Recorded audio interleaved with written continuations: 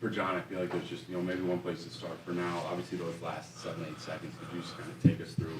You guys are up for a good couple minutes. Tyson ties it, and then no hesitation, you guys push it up, and obviously the bucket. Yeah, honestly, like, to be honest with you, like, all I thought about was, like, just my previous playing days. Always when a guy hits a shot to tie it up or to go up, the instant reaction sometimes for a player to do is just drop your head and just be like, dang, like, that's a heartbreaker, when he hits that. But, when I start growing up, all I was taught to go get the ball and go get a shot up. Or go get the ball, keep your head up, and go get a shot up. So that's what I did, and then I just went to my go-to move, Hezzy 3, and honestly, it looked good when he came off the hands, and I held it up, and then, give Glad all the glory for letting me go in.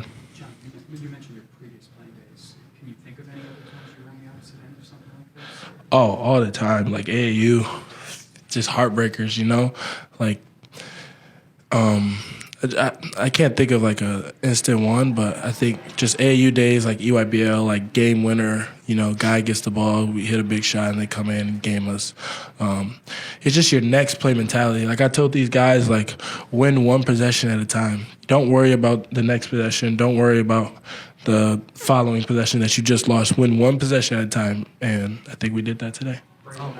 How do you kind of describe the emotions of kind of that moment afterward, to have that road win and win? Well, it felt good, celebrate with these guys. I hit the Jordan pool at the end, tried to run away from my teammates, but it felt good. It's been a roller coaster type of season, and we're just going to keep getting better and keep pushing forward. It's never going to be easy, especially coming to a Minnesota team where they're well coached, they play well, they've had some really tremendous wins here.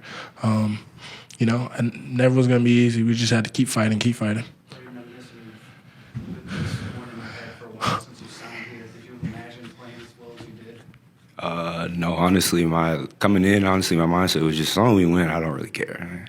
I just couldn't lose this one. I mean, last night I probably had never been so anxious to play a game. Even like Saturday, I went into the game like, oh, well, it's another basketball game. This one, for whatever reason, just had me up all night, and obviously it went the right way, and I'm happy for it. Did you expect to lose? Yeah. What? It got to. Yeah. They did that to Jamison Battle back when he came back from Ohio State. I expected it, especially coming to Wisconsin, 100%. Braden, what did you feel like didn't work for you here in Minnesota? I think I just wasn't as confident as I am now. I think obviously it came down to I was young, and I just let little things affect me a little more as I grew. Especially last year helped a lot with that coaching staff. They instilled a lot of confidence in me. And coming here, it's kind of the same thing. I got a coaching staff that believes in me, knows what I can do, and then obviously I have guys around me that believe in me too. And they want me to shoot the ball. They want me to go out there and perform, and they need it. We all need it. So it's nice. For both of you guys, if that's okay, starting with John and Rutger, obviously one game at a time. I know that's always your approach, but really complete game against UCLA. Obviously, the win over number 2 in a game like this. Do you guys feel like you're kind of overall trending in the right way, and just how do you kind of continue to see that movement? Yeah, like I said, just one game at a time, but yeah, I think we are trending in the right way. I think we're coming together more. I think we're locking down defensively better. And then we're just not, we're not holding our heads down, like they went on a run, 35-28. They was hitting shots. They was doing little things that we talked about previously coming in here that they can't do.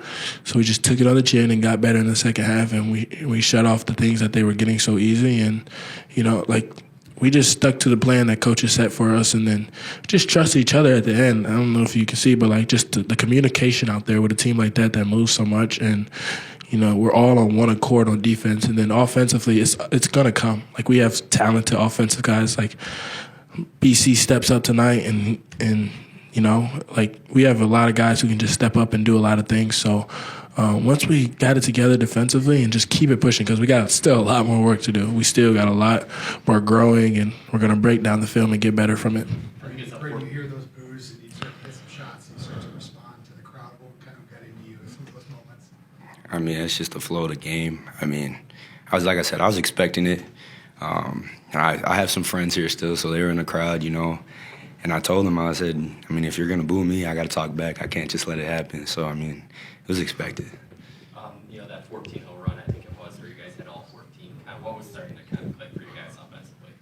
Honestly, I think we just playing hard, finding each other, getting good looks.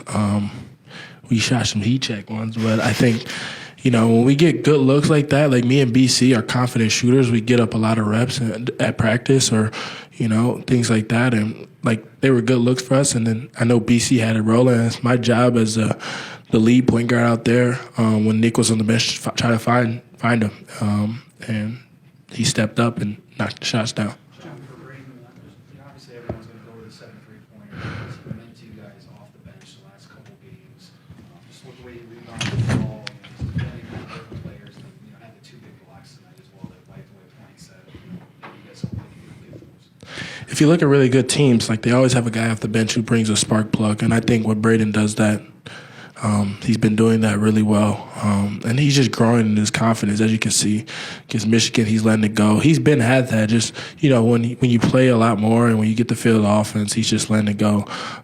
Like last year, we had guys like Kamari and Gilly, those spark plugs who came off the bench that provided a different type of weapon for us. And I think with him, it's not really offensively what he's doing. Obviously, he hit 7 threes, but what's getting him going offensively is his defense. He's everywhere on the court. He's switching. He's communicating. And he's being a leader on the floor. He's a senior. He's been in these moments before. So he's just constantly talking. Once he's engaged in the game, I think everything's going to take care of itself. And he's a great shooter, so he's going to knock it down.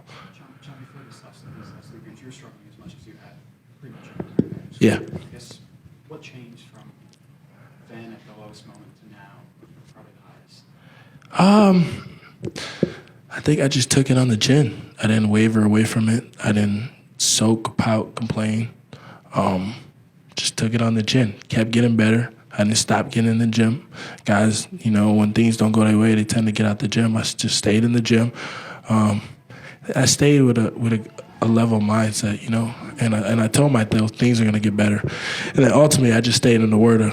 I stayed just reading my Bible, talking to my dad, reading verses, and just confessing things over my life, confessing that, I'm strong, I'm courageous, and different verses like that help me get through what I was going through. And then, I'm constantly doing every single day before every game. Last question. Had you ever planned what you would do if you hit a game winner at the college level? I knew. I always think about it. I was doing the runaway. I'm running away from my teammates, trying to see if they can catch me. And I finally got to do it. When do you think you came up with that? I was a Michigan fan growing up when I was little, so I seen Jordan Poole do it. I'm from Michigan. It was so funny. You always see it to this day. So I knew I had to do it. Thank you, guys. Obviously, there's a lot of things as I go through the film. I'll look that we did well and things that we got to get a lot better at. But the one thing I've noticed with this group, over the last, it shows in the final ledger of games over these last 3 or so. But really the last 30 days or so, how they're growing together. I think our chemistry, not that it was bad, but we just hadn't had time together and hadn't had time in adversity together. And I think that's where you find out how much you have to grow.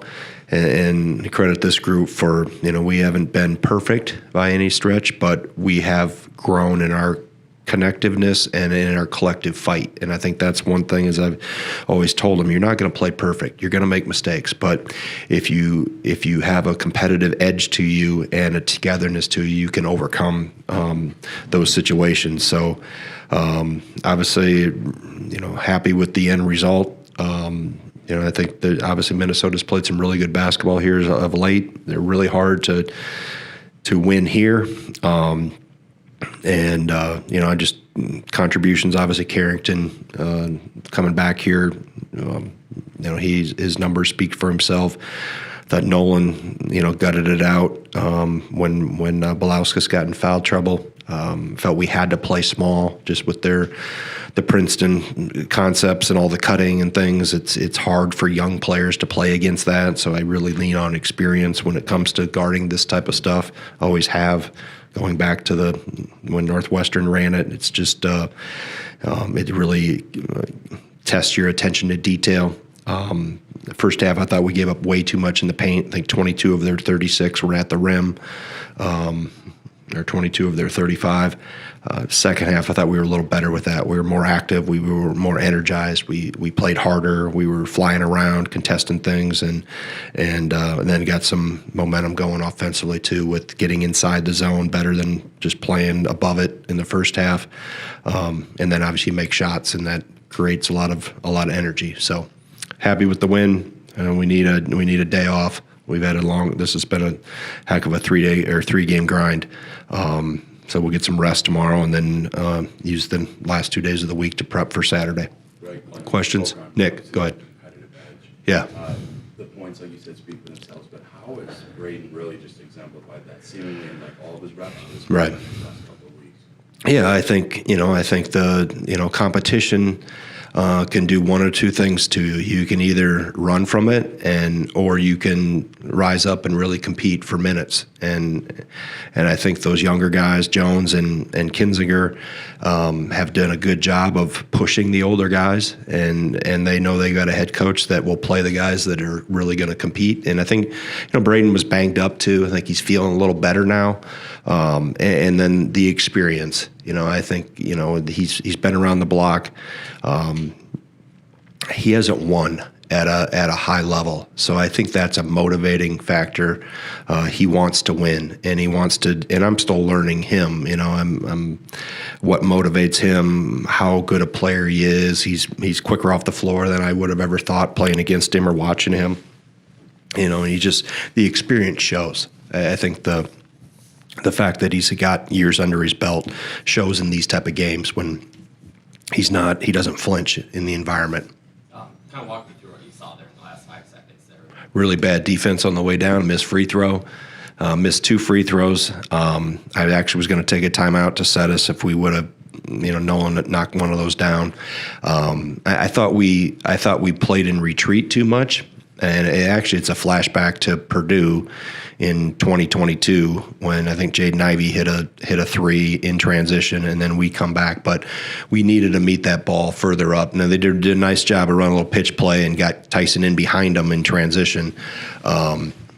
But then I credit our guys for I wasn't going to take a timeout as long as we had enough time and it felt like we were in motion, and we got it in quick, and got it up the floor. And JB, obviously, we always talk about trying to advance it and shoot it with your momentum towards the rim. So as long as I felt he had some space, which he did, he had the defense in retreat, had him backpedaling, that he could, put the ball in your really good players' hands and let them make a decision that's going to be as good as any shot you're going to get. If I take a timeout with 4 seconds, 5 seconds to go, they're going to set their defense.